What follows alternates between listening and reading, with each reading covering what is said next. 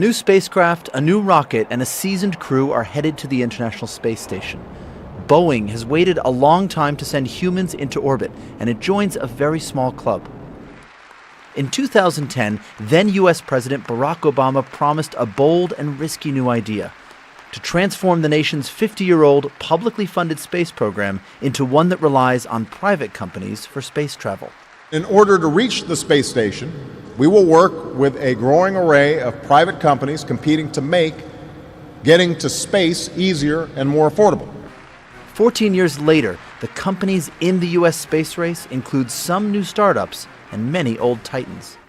Boeing is a space veteran. The company was involved in the Apollo program half a century ago and was just one of two to be awarded the task of transportation under Obama's new mandate.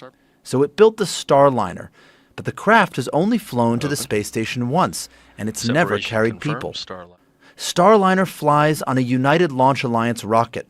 That's a partnership between defense giant Lockheed Martin and Boeing. Along the way, other players have made big promises too. Bigelow Space was supposed to build habitats for space stations. It collapsed in 2020. Virgin Orbit hoped to deliver satellites by plane. It folded in 2023.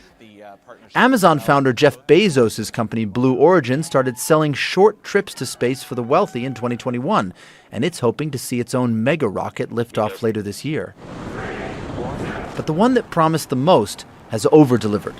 SpaceX, led by Elon Musk, was a startup in 2010. Today, it delivers most of the people and cargo into space, controls the most satellites, and is testing the largest ever spaceship. All of these depend on substantial government support. The space economy is more a speculative economy than it is a real economy. Everything that comes from the space economy, as we understand it, is mostly, Earth-based.